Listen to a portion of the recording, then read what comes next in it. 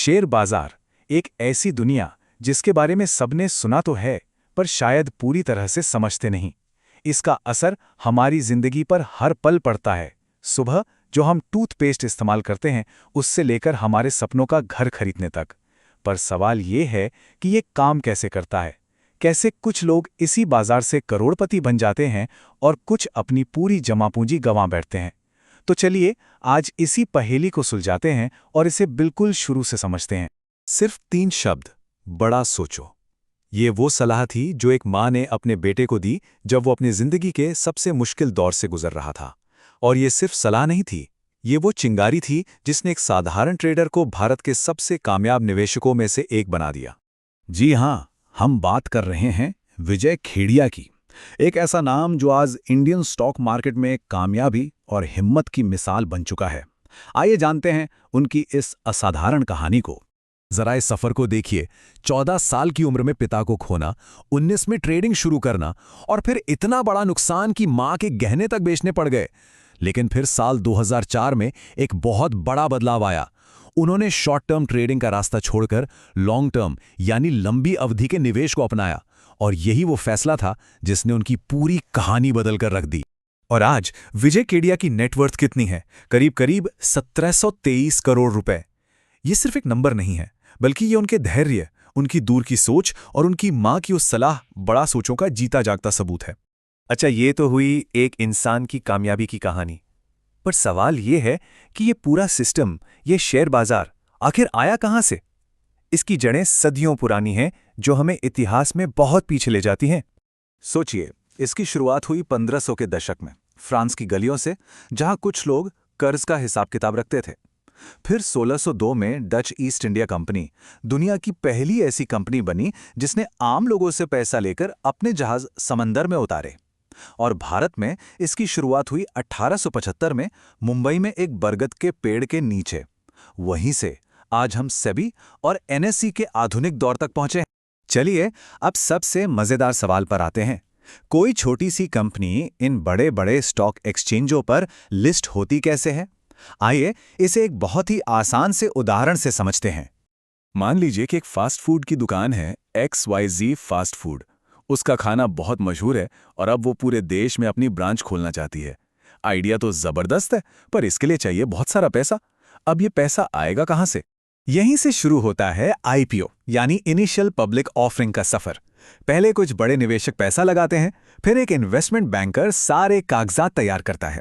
इसके बाद सेबी, जो बाजार का रेफरी है, सब कुछ चेक करता है ताकि आम जनता के साथ कोई धोखा ना हो। फिर एक प्राइस तय होता है और आखिर में कंपनी स्टॉक एक्सचेंज पर लिस्ट हो जाती है। अब वो एक पब्लिक कंपनी है। और एक बार कंपनी लिस्ट हो गई तो उसके बाद सारा खेल डिमांड और सप्लाई का है। मतलब अगर किसी शेयर को खरीदने वाले ज्यादा हैं और बेचने वाले कम, तो कीमत ऊपर जाएगी। और अगर बेचने वाले ज्यादा हैं और खरीदने वाले कम, तो कीमत नीचे आएगी। बस यही बाजार का मूल मंत्र है। ठीक है, ये सब तो समझ आ गया, पर सवाल ये है कि कोई अपनी मेहनत की कमाई इस उतार चढ़ाव वाले सिस्टम में लगाए ही क्यों? इसकी एक बहुत ही ठोस वजह है।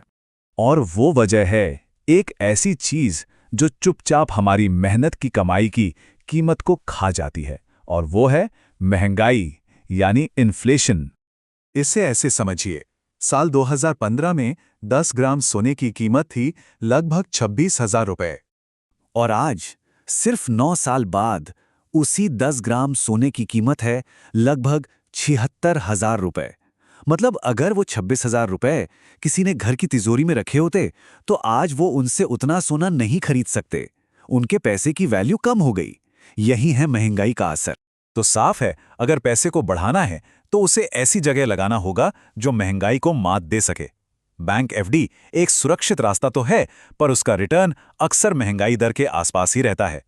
वहीं शेयर बाजार में देश की बढ़ती हुई कंपनियों में हिस्सेदारी लेकर ज्यादा रिटर्न कमाने का मौका मिलता है। अब जरा आज के दौर में आते हैं और देखते हैं कि टेक्नोलॉजी और बदलते तौर तरीकों ने बाजार की तस्वीर को कैसे एकदम से बदल दिया है। आज हर किसी के हाथ में स्मार्टफोन है। डिजिटलाइजेशन की वजह से बाजार में पैसा लगाना बहुत आसान हो गया है। ब्रोकरेज फीस भी बहुत कम हो गई है और सोशल मीडिया की वजह से जानकारी भी आसानी से मिल रही है। इन सब का नतीजा ये हुआ है कि नए और युवा निवेशक तेजी से बाजार में आ रहे हैं। और ये स्लाइड इस बदलाव की रफ्तार को दिखाती है। और ये वाकई हैरान करने वाला है। एनएससी को अपने पहले 1 करोड़ निवेशक जोड़ने में 14 साल लगे थे और आज 1 करोड़ नए निवेशक सिर्फ 5 महीने में जुड़ रहे हैं। रफ्तार देख रहे हैं आप। लेकिन इस आसान पहुंच ने एक बहुत ही जोखिम भरे रास्ते को भी पॉपुलर बना दिया है, जिससे कहते हैं फ्यूचर्स एंड ऑप्शंस या FNO। इसे आसान भाषा में समझें तो ये किसी कंपनी में हिस्सेदारी खरीदना नहीं है, ये तो बस उस कंपनी के शेयर की भविष्य की कीमत पर दांव लगाने जैसा है, और इसीलिए इसमें जोखिम भी कई गुना ज्यादा होता है। लेकिन बाजार को रेगुलेट करने वाली संस्था सेबी के आंकड़े एक बहुत ही कड़वी सच्चाई दिखाते हैं।